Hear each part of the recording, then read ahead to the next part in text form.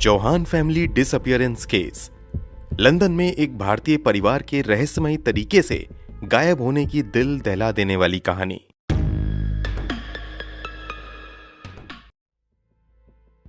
आज की कहानी ऐसी है जिस पर आप चाहकर भी यकीन नहीं कर पाएंगे, मगर यह कहानी पूरी तरह सच्ची है। भारत से एक व्यक्ति अच्छी जिंदगी की तलाश में ब्रिटेन चला जाता है। वहां मेहनत करता है और खूब पैसा कमाता है। एक समय बाद पूरी फैमिली ब्रिटेन में ही रहने लगती है। जिंदगी में सब कुछ काफी अच्छा चल रहा होता है कि एक दिन अचानक से 5 लोगों का पूरा परिवार ही लापता हो जाता है। महीनों तक जांच चलती रहती है, मगर पता ही नहीं चलता कि इन्हें जमीन निकल गई या आसमान खा गया। फिर भी उन्हें खोजने की कोशिश जारी रहती है। हजारों पुलिस वाले लगते हैं, 100 करोड़ से ज्यादा रुपए खर्च होते हैं। तब जाकर एक हिला देने वाली सच्चाई से पर्दा उठता है। जांच के दौरान एक ऐसा खुलासा होता है जिसे सुनकर हर किसी के पैरों तले जमीन खिसक जाती है। सच्चाई जानकर आपका भी कलेजा दहल जाएगा। तो आखिर पूरी कहानी क्या है? इस पूरे परिवार के साथ क्या हुआ था और इन सब में किसका हाथ था? चलिए जानते हैं सब कुछ डिटेल से इस वीडियो में। हम कहानी शुरू करें उससे पहले अगर आपने अब तक इस चैनल को सब्सक्राइब नहीं किया है तो जल्दी से चैनल को सब्सक्राइब कर लें। हमारी लेटेस्ट वीडियो की जानकारी के लिए बेल आइकन दबाकर नोटिफिकेशन जरूर ऑन कर लें। ये पूरी कहानी अमरजीत चौहान और उनके परिवार की है। कुछ साल पहले अमरजीत चौहान भारत से ब्रिटेन जाते हैं। वहां जाकर वो खूब मेहनत करते हैं और एक्सपोर्ट इंपोर्ट की अपनी कंपनी खोल लेते हैं। इनकी कंपनी का नाम CIBA फ्राइट था, जो हीथ्रो एयरपोर्ट के बिल्कुल बगल में थी।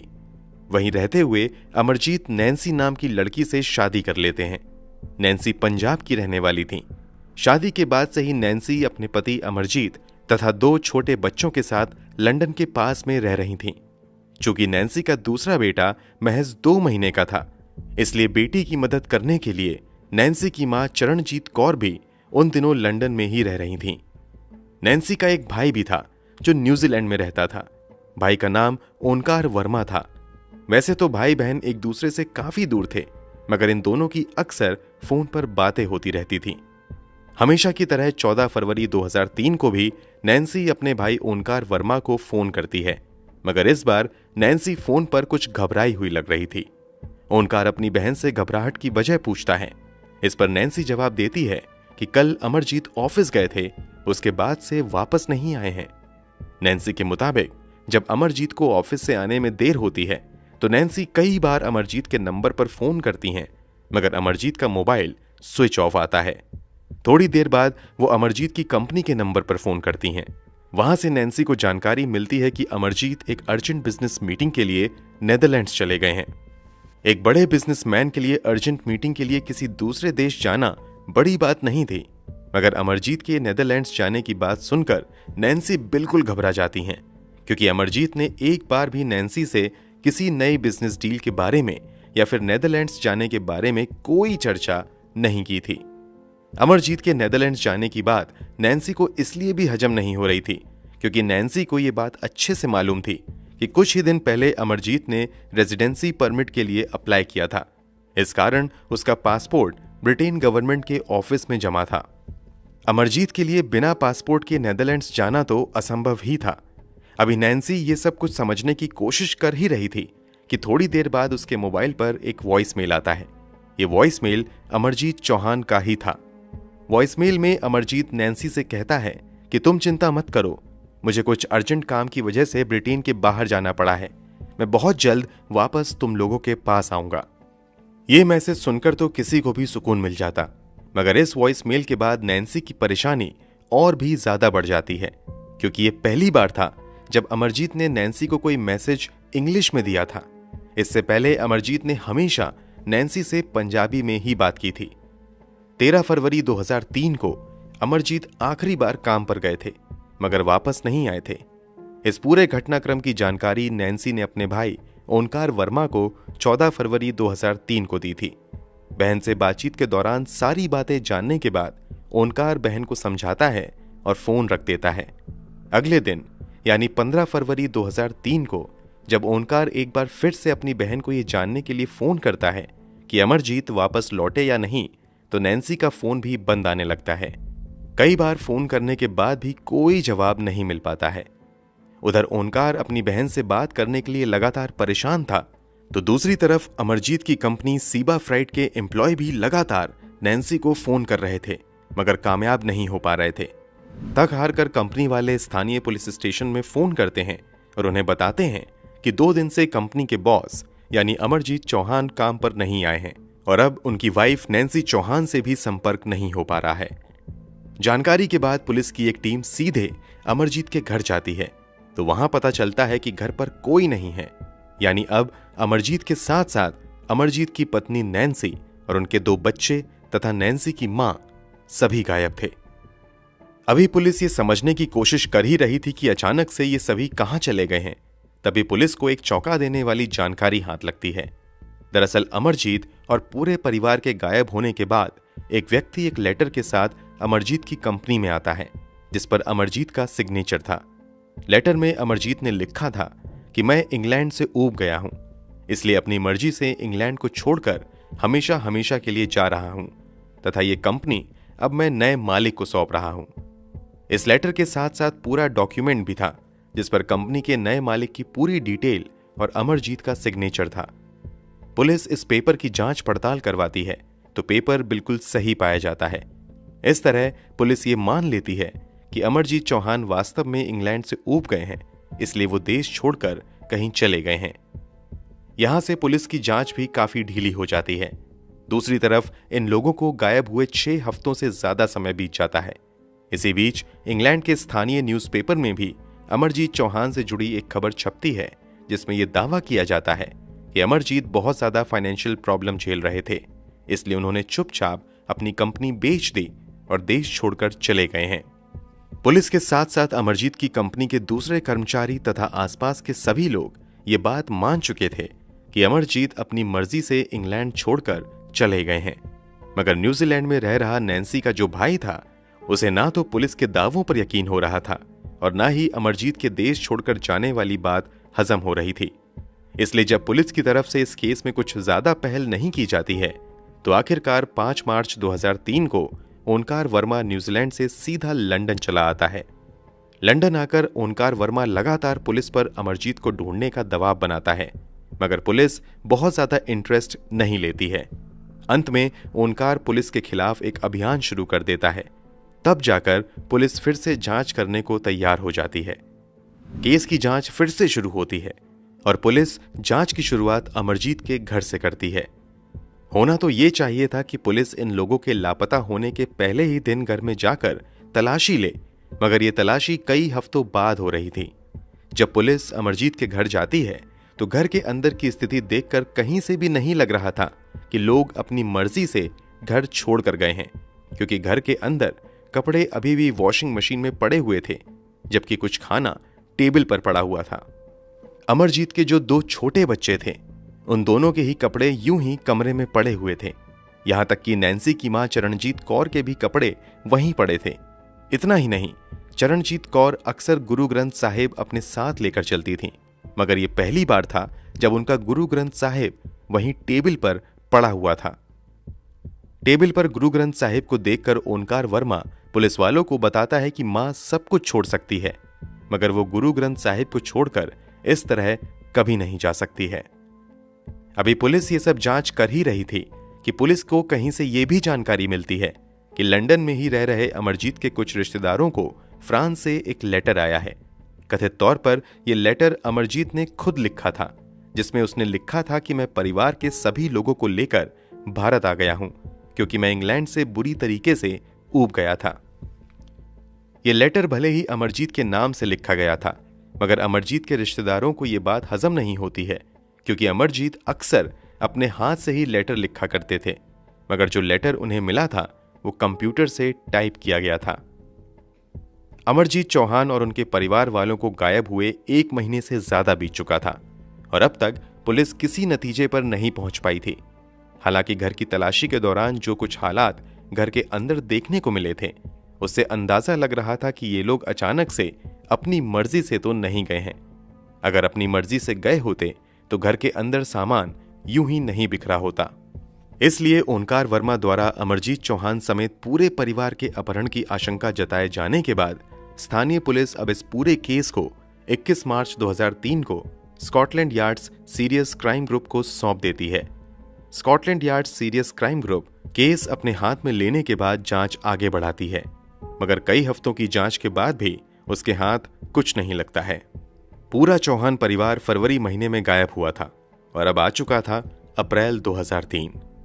कंपनी को नए मालिक हैंडल कर रहे थे, जबकि कंपनी के पुराने मालिक यानी अमरजीत चौहान और उनके परिवार का कोई अता पता नहीं लग रहा था। पुलिस ये कोशिश में लगी हुई थी कि कम से कम ये तो पता चल जाए कि आखिर वो भारत भी गए हैं तो वहां सही सलामत पहुंच गए हैं। इस सिलसिले में इंग्लैंड की पुलिस भारत में भी एजेंसियों से संपर्क करती है, लेकिन पता चलता है कि अमरजीत भारत में ना तो अपने गांव और ना ही किसी रिश्तेदार के यहां लौटे हैं। पुलिस की पूरी मेहनत एक तरफ थी, मगर दूसरी तरफ बस नाकामी ही नाकामी थी। पुलिस को समझ नहीं आ रहा था कि आखिर इस केस को कैसे सॉल्व किया जाए। तभी अप्रैल महीने में ही पास के समुद्र किनारे एक लाश मिलने की खबर पुलिस को मिलती है। जांच पड़ताल के बाद खुलासा होता है कि वो लाश किसी और की नहीं बल्कि अमरजीत चौहान की है। ओंकार वर्मा भी इस लाश की पहचान अमरजीत चौहान के रूप में ही करता है। इस लाश के मिलने से केस ने अचानक से नया रूप ले लिया था। अब तक पुलिस जो ये मानकर चल रही थी कि अमरजीत चौहान कहीं चैन की जिंदगी गुजार रहे हैं, मगर असल में तो उनकी जिंदगी ही छिन चुकी थी। अमरजीत की लाश मिलने से इतना तो साफ हो गया था कि अब तक जो ये ताना बाना बुना गया था कि अमरजीत देश छोड़कर भाग गए हैं, वो पूरी तरीके से झूठ है। पुलिस अब पूरी तरह हरकत में आती है और इस केस को सॉल्व करने के लिए सैकड़ों पुलिसकर्मी लगा दिए जाते हैं। पुलिस को पहला शक उस व्यक्ति पर होता है जिसने अमरजीत के गायब होने के अगले ही दिन अमरजीत की कंपनी में आकर अमरजीत द्वारा साइन किए हुए लेटर तथा ओनरशिप के डॉक्यूमेंट्स पेश करते हुए यह दावा किया था कि अमरजीत ने यह कंपनी उसके हाथों में दे दी है। अब पुलिस इन लोगों की कुंडली निकलवाना शुरू करती है। कंपनी पर मालिकाना हक जताने वाले इस व्यक्ति का नाम था केनेथ रेगन। केनेथ रेगन भले ही अभी बिल्कुल मासूम बना फिर रहा था, मगर 1980s के आसपास ब्रिटेन में क्राइम की दुनिया में यह काफी बड़ा नाम हुआ करता था। ये कुछ साल पहले तक इंग्लैंड का बहुत बड़ा ड्रग स्मगलर था। ड्रग स्मगलिंग के अलावा केनेथ रेगन फर्जी पासपोर्ट, ह्यूमन ट्रैफिकिंग तथा कई और दूसरे इलीगल काम किया करता था। 1998 में लंदन पुलिस ने केनेथ रेगन को फर्जी पासपोर्ट बनाने तथा ड्रग्स का बिजनेस करने के लिए रंगे हाथों पकड़ा था। केनेथ रेगन के पास से 1-2 ग्राम नहीं बल्कि पूरे 30 किलो हीरोइन बरामद किया गया था, जिसकी कीमत करोड़ों में थी। अनुमान के अनुसार वो अब तक लंदन में 2000 करोड़ रुपए से ज्यादा का ड्रग्स बेच चुका था। इसके बाद केनेथ रेगन पर मुकदमा दर्ज करते हुए केस चलाया जाता है। अदालत में गुनाह साबित होने के बाद उसे 20 साल जेल की सजा सुनाई गई थी, मगर जेल में रहते हुए केनेथ रेगन पुलिस के सामने सरकारी गवाह बनने का ऑफर पेश करता है। बदले में वो अपनी सजा कम करवाने की शर्त रख देता है। पुलिस केनेथ रेगन की ये शर्त मान लेती है और केनेथ रेगन के खुलासे के आधार पर तथा इसके द्वारा दिए गए सबूतों की मदद से पूरे लंदन और ब्रिटेन के दूसरे हिस्सों में चल रहे कई बड़े ड्रग्स रैकेट का खुलासा करती है और बड़ी संख्या में अपराधियों को पकड़ती है। वादे के मुताबिक केनेथ रेगन की सजा भी 20 साल से कम करते हुए 8 साल कर दी जाती है। सजा कम होने के बाद वो पुलिस की और भी कई केस में मदद करता है और बदले में उसकी सजा कम होती रहती है। आखिरकार केनेथ रेगन सिर्फ 3 साल की सजा काटकर 2002 में जेल से बाहर आ जाता है। जेल से बाहर आने के बाद केनेथ रेगन की आर्थिक स्थिति बेहद खराब हो चुकी थी। क्रिमिनल बैकग्राउंड होने की वजह से उसे कहीं काम भी नहीं मिल रहा था। ऐसे में अमरजीत चौहान केनेथ रेगन के लिए मसीहा बनकर सामने आते हैं। दरअसल अमरजीत अक्सर बेसहारा लोगों को अपनी कंपनी में नौकरी दे दिया करते थे। केनेथ रेगन भी जेल से बाहर आने के बाद बिल्कुल बेसहारा था। उसके पास ना तो खाने के पैसे थे और ना ही कोई काम था। ऐसे में केनेथ रेगन अमरजीत की कंपनी में काम मांगने आता है। अमरजीत को केनेथ रेगन पर दया आ जाती है और वह उसे अपनी कंपनी सीबा फ्राइट में डिलीवरी बॉय की नौकरी दे देता है। अब अमरजीत चौहान की लाश मिलने के बाद पुलिस फिर से सीबा फ्राइट के नए मालिक तथा अमरजीत के मरने से पहले इसी कंपनी में मामूली डिलीवरी बॉय की नौकरी करने वाले केनेथ रेगन को हिरासत में लेती है और पूछताछ का सिलसिला शुरू होता है। पुलिस की शुरुआती पूछताछ में केनेथ रैगन बताता है कि ब्रिटेन छोड़ने से पहले अमरजीत चौहान ने खुद ही उसे कंपनी का मालिक बना दिया है। केनेथ रैगन पुलिस के सामने इस डील के पूरे दस्तावेज भी पेश करता है। चूंकि पुलिस केनेथ रैगन की पूरी हिस्ट्री निकाल चुकी थी और उसे मालूम था कि ये कितना बड़ा क्रिमिनल रह चुका है, इसलिए पुलिस केनेथ रैगन पर यकीन नहीं करती है और उससे सख्ती से पूछताछ का सिलसिला शुरू होता है। पुलिस भले ही पूरी ताकत लगाते हुए पूछताछ कर रही थी, मगर केनेथ रैगन कोई कच्चा खिलाड़ी नहीं था। पुलिस के हाथ कहीं से कोई भी जानकारी या कामयाबी नहीं लग रही थी। अब एक बार फिर से लग रहा था कि पुलिस के हाथ खाली रह जाएंगे। तभी 9 अप्रैल 2003 को पुलिस के पास एक महिला का फोन आता है और इस एक फोन कॉल से काफी कुछ बदल जाता है। ये फोन किसने किया था और फोन पर उसने क्या कहा था, वो हम आपको वीडियो में आगे बताएंगे। फिलहाल बताते हैं कि इस फोन के बाद आगे क्या होता है। उस एक फोन के बाद पुलिस केनेथ रैगन के साथ बेरहमी से पेश आती है और पूरी सख्ती के साथ उससे पूछताछ का सिलसिला शुरू होता है। आखिरकार पुलिस की सख्ती के आगे केनेथ रैगन की हर चालाकी कमजोर पड़ जाती है और फिर एक ऐसा खुलासा होता है जिसे जानकर हर किसी के पैरों तले जमीन खिसक जाती है। दरअसल केनेथ रैगन को अमरजीत की कंपनी में बतौर डिलीवरी बॉय जॉब करते हुए जब कुछ महीने बीत जाते हैं तो इसी दौरान उसे पता चलता है कि अमरजीत अपनी कंपनी बेचकर परिवार सहित ब्रिटेन से वापस भारत जाना चाहते हैं, क्योंकि अमरजीत की पत्नी नैन्सी ने कई बार ऐसी इच्छा जताई थी। इसी के बाद एक दिन केनेथ रैगन अमरजीत को कहता है कि वह एक ऐसे व्यक्ति को जानता है जो काफी अमीर है और वह आपकी इस कंपनी को काफी अच्छी कीमत देकर खरीद सकता है।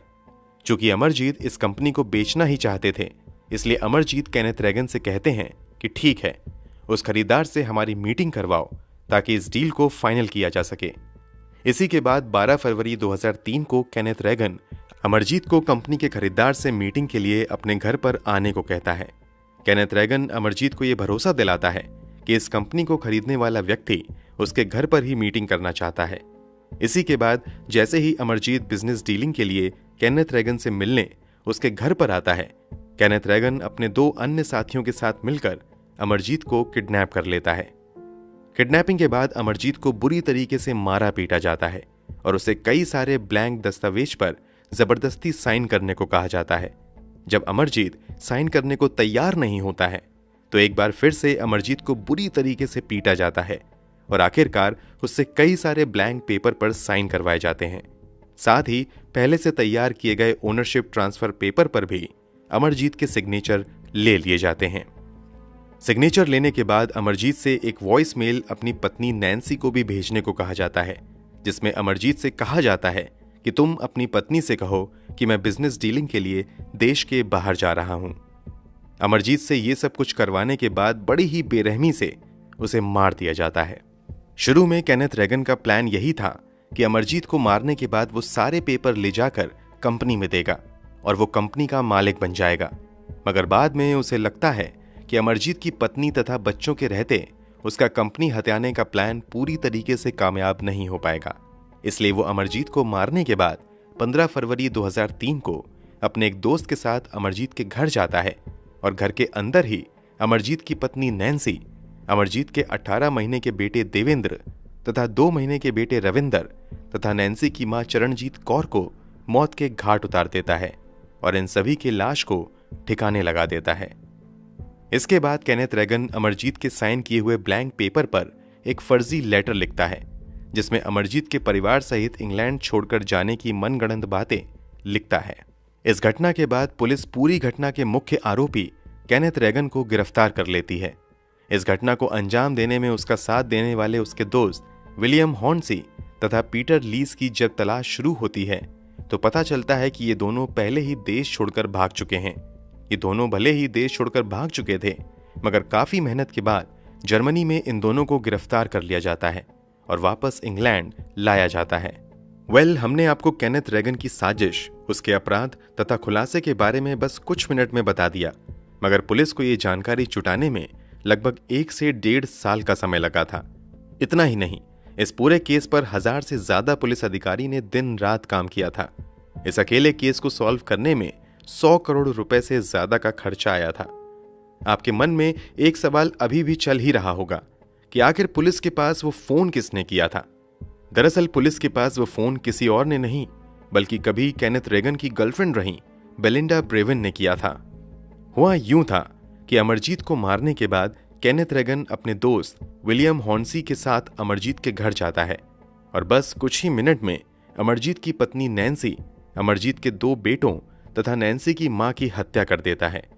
इन चारों की हत्या करने के बाद वो इन सभी की लाश को एक गाड़ी में डालता है और लाश को लेकर शहर से दूर लगभग 50 एकड़ में फैले फार्म में दफना देता है। ये फार्म किसी और का नहीं बल्कि बेलिंडा ब्रेवन का ही था। जिस दिन लाश को दफनाया गया था उस दिन बेलिंडा ब्रेवन शहर से बाहर गई हुई थी, मगर कुछ ही दिन बाद वो वापस आ जाती हैं। बेलिंडा के वापस आने पर केनेथ रेगन को डर सताने लगता है कि अगर बेलिंडा गलती से फार्म की तरफ चली गई तो उसका राज खुल सकता है। इसलिए वो अपने साथियों के साथ मिलकर अब लाश को वहां से निकालकर कहीं और ठिकाने लगाने के प्लान में लग जाता है। इसी प्लान के मुताबिक जब एक दिन बेलिंडा ब्रेवन कहीं बाहर चली जाती हैं तो केनेथ रेगन अपनी तीनों ही साथियों के साथ मिलकर एक बार फिर से उसी फार्म में आता है और खुदाई करते हुए उन 5 की लाश को वहां से निकालकर गाड़ी में डालता है और फिर एक नाव में बैठकर समुद्र की तरफ चला जाता है और उन सभी की लाश को समुद्र में ही बहा देता है।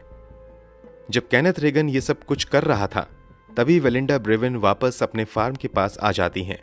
अपने फार्म में इन लोगों को खुदाई करता देख बेलिंडा को दाल में कुछ काला नजर आता है और वो वहां सब कुछ छिपकर देख लेती हैं। कई लोगों की लाश देखने के बाद बेलिंडा पुलिस को फोन करती हैं और इस बात की जानकारी पुलिस को दे देती हैं। इसी के बाद पुलिस केनेथ रेगन को गिरफ्तार करते हुए उससे पूछताछ करती है। साथ ही सबूत जुटाने का सिलसिला भी शुरू होता है। केनेथ रेगन इतना शातिर था कि उसने एक भी सबूत कहीं भी नहीं छोड़ा था। पुलिस काफी मेहनत करती है, तब जाकर केनेथ के घर के एक कोने से खून की एक बूंद बरामद होती है। ये खून अमरजीत चौहान का था। पुलिस के सामने मर्डर के मोटिव का पता लगाना भी एक बड़ी चुनौती थी।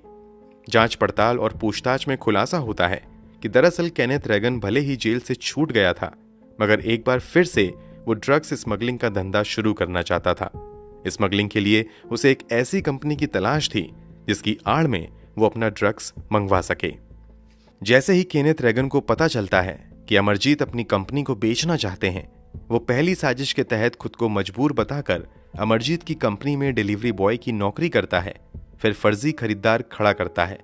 मीटिंग के बहाने से अमरजीत को अपने घर बुलाकर पहले उसे किडनैप करता है, फिर फर्जी पेपर पर सिग्नेचर लेकर कंपनी पर कब्जा करने की नीयत से उसे मार देता है और फिर बाकी सबूत मिटाने के लिए पूरे परिवार को मार देता है। केनेथ रेगन पहले भी ठीक इसी तरह के अपराध को अंजाम दे चुका था और पुलिस की पकड़ से बच निकलने में कामयाब हुआ था।